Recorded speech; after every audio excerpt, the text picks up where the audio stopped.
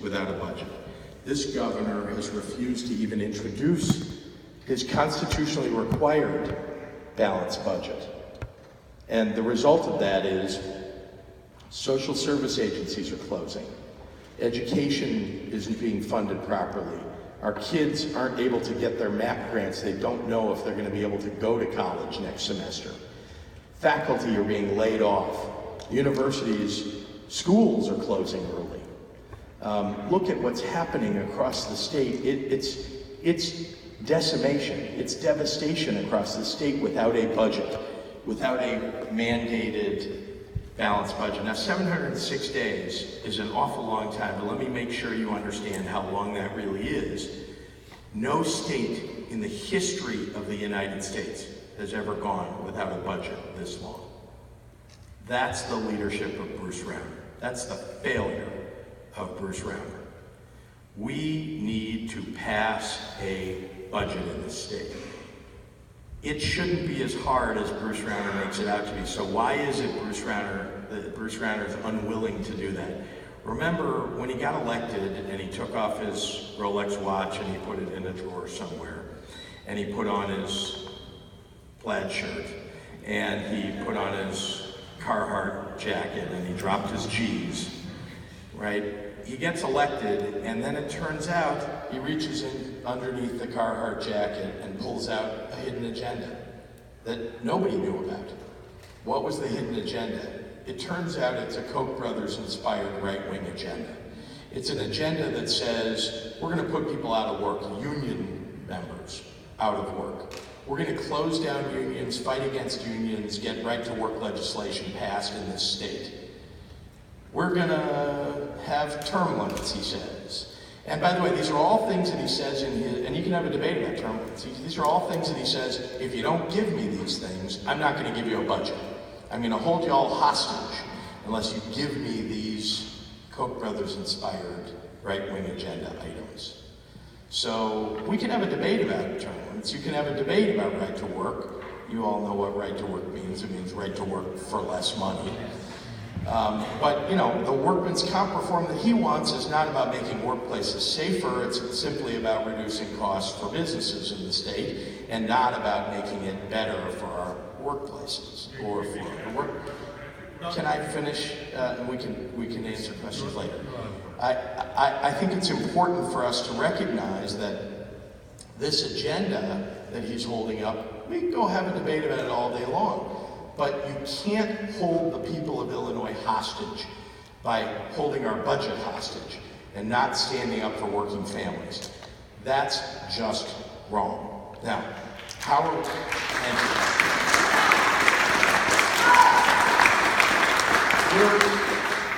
we're challenged in this state because our leadership has failed. So how are we going to get the kind of budget that we want in the state? Because these are hard things to do, to balance a budget that's so out of balance today.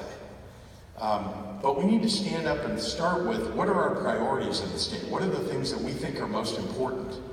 Well, if you ask me, creating jobs, education, healthcare, you know, top of the ticket as far as I'm concerned, and increasing wages for working people in this state. Helping people who are trying to get to the middle class to get there, and standing up for working families. Those are the things that we ought to be doing, and that's how we need to think about the budget. Education. Now you know, maybe you don't, we are 50th now, 50th among the 50 states. I never thought I'd say about the state of Illinois about anything. 50th in state funding for education. 26% of the education budget, K-12 education budget in this state, comes from state government. In the average state in the United States, it's 46%. We're at 26%.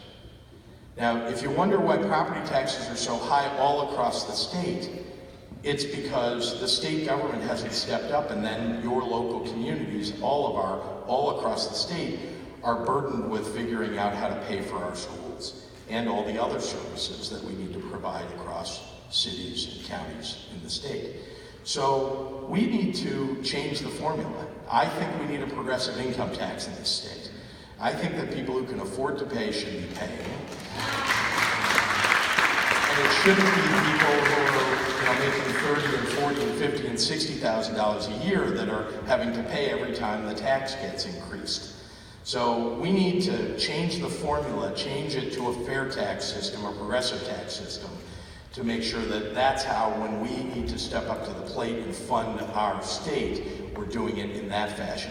We also have, as many of you know, $1 billion of tax loopholes that corporations are taking advantage of in the state, much of which needs to be reviewed, and frankly, I think there's at least $500 million that you could immediately look at and say, there are an awful lot of people, by the way, who don't even know why we have these tax breaks for corporations. They need all to be reviewed, and we need to make sure that we are making corporations pay just as we will individuals who are most able to pay. So in the process of balancing a budget, you cannot do it without starting from the question of who should pay, how's that going to get done? Now, there are three factors that you need to take into account when you want to balance a budget in the state of Illinois, or anywhere really. And those are, of course, the two obvious ones, revenue and expenses. And then the third one is growth. And let's talk about that, because last year we had 0.5% job growth in the state of Illinois. 0.5%. That's a third of the average state in the United States. A third. That's abominable.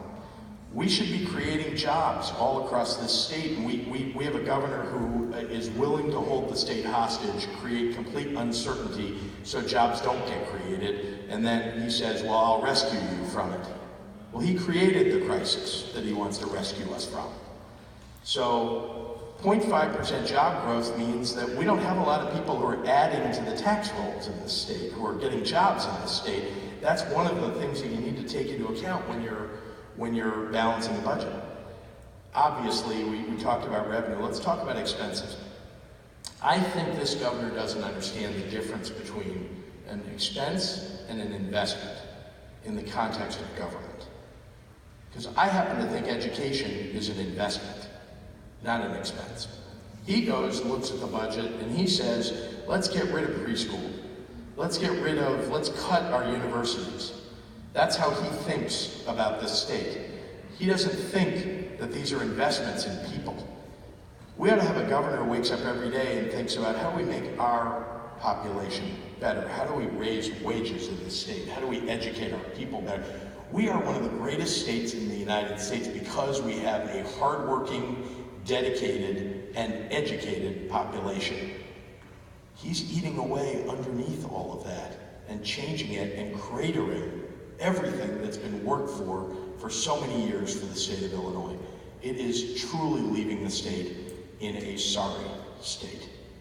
So as we think about expenses and how we're going to manage them, let's talk about some of the things that he did and he thinks that are the expenses you ought to cut. Home care for seniors. Home care for seniors. Now, so his idea is if you cut home care for seniors, you've eliminated some expenditures. Fine, but you know what happens when you cut home care for seniors? Not only do seniors end up not being able to stay in their home where they'd like to be,